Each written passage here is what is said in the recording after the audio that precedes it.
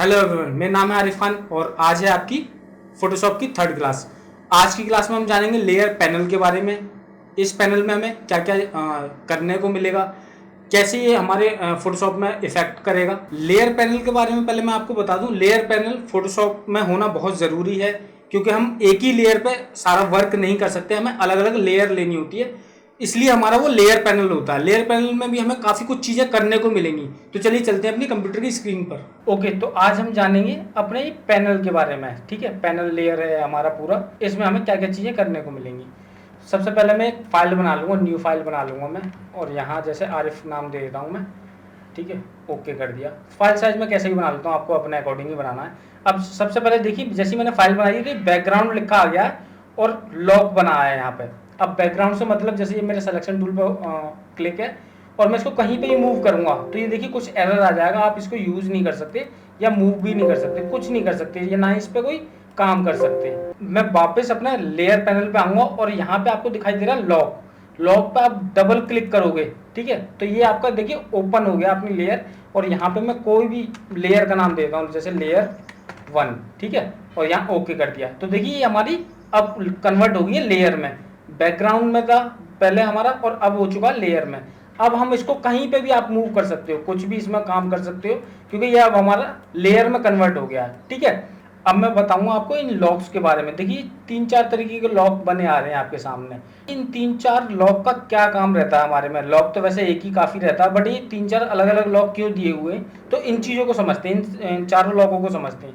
सबसे पहले मैं कोई भी इमेज ले लूँगा, ठीक है, तो ये मैंने एक इमेज ले ली, यहाँ पर मैंने एक इमेज रख ली और यहाँ पर मार देता हूँ मैं इंटर। ठीक है, अब यहाँ मेरी इमेज पर क्लिक है, मैं इसको कहीं पे भी अभी कर सकता हूँ। ठीक है, अब देखिए ये सेलेक्ट है और मैं कंट्रोल टी करता हूँ, अपने कीबोर्ड से प्रेस कर लिया मैं कंट्रोल टी।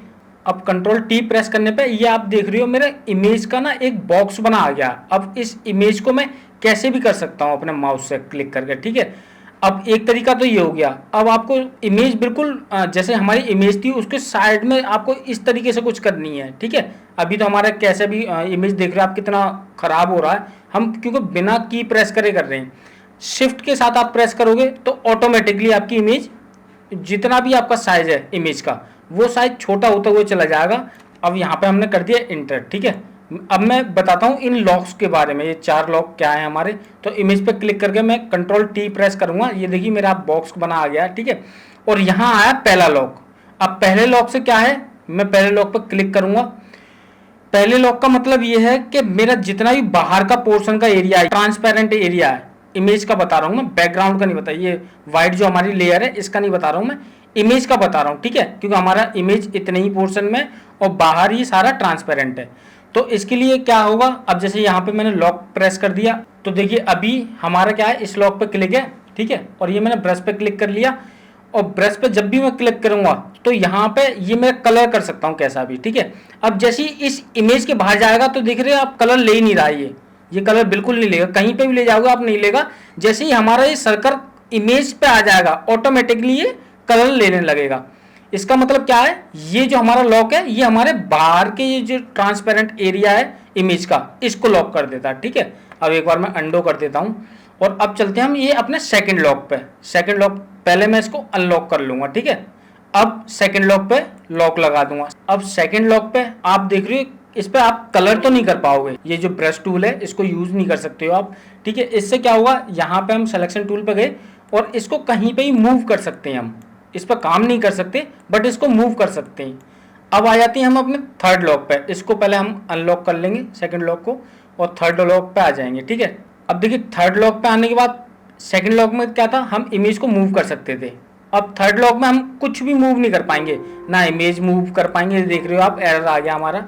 ठीक है, और इस पे क्या है, दोबारा से मैं ये अपना ब्रश टूल ले आता हूँ और इस पे जब मैं ब्रश करता हूँ, ठीक है, तो आप देख रहे हो ब्रश हो रहा है मेरा। सेकंड पे ब्रश हो नहीं रहा था बट इस पे ब्रश हो रहा है। ठीक है, ये क्या है, ये जब यूज होता है जैसे हमने कोई पर्टिकुलर कोई एक इमेज तैयार कर ली है। ठीक है, और उस पे हम किसी तरह का मूवमेंट नहीं चाह रहे हैं, सिर्फ कुछ काम करना चाह रहे हैं या ब्रश करना चाह रहे हैं, कलर करना चाह रहे हैं, कुछ भी XYZ, तो आपकी बिना इमेज मूव हुए उसमें काम होता रहे आपका। ठीक है, कुछ इस तरीके से ये हमारा थर्ड लॉक काम करता है।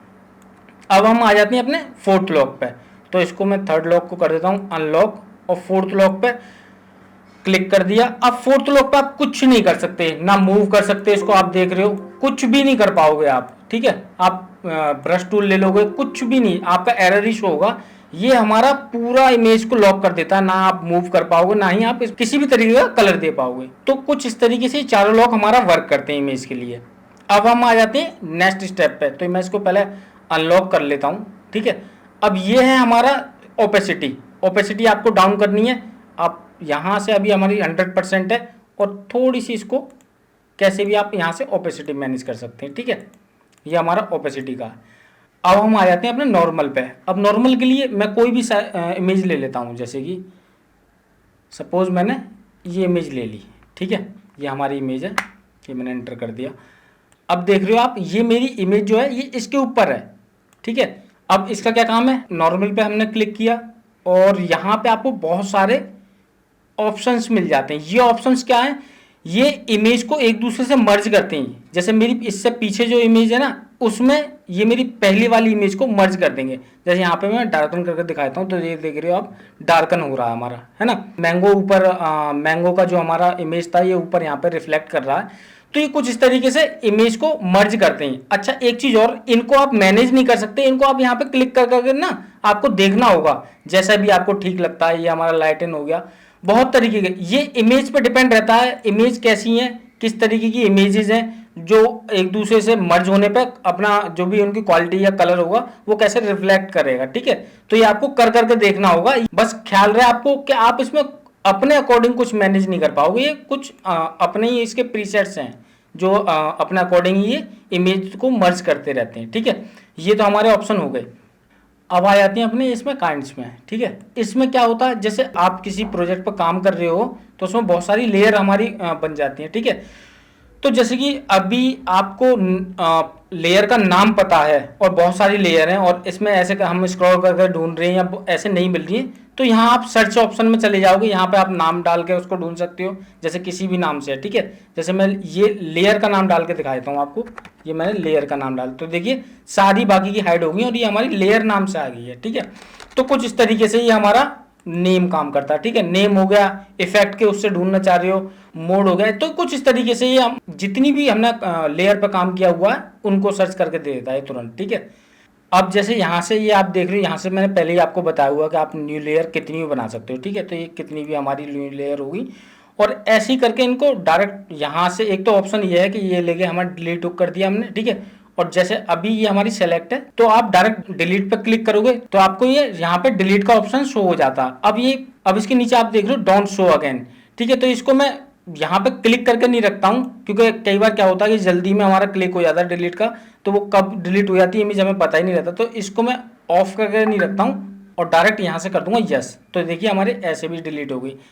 अब जैसे कि मुझे बहुत सारी ये लेयर हैं, जैसे यहाँ से 2 से लेकर 5 तक लेयर हैं, ठीक है। और मुझे और भी लेयर पर काम करना है, बहुत सारी लेयर हो रही है, कन्फ्यूजन हो रही है।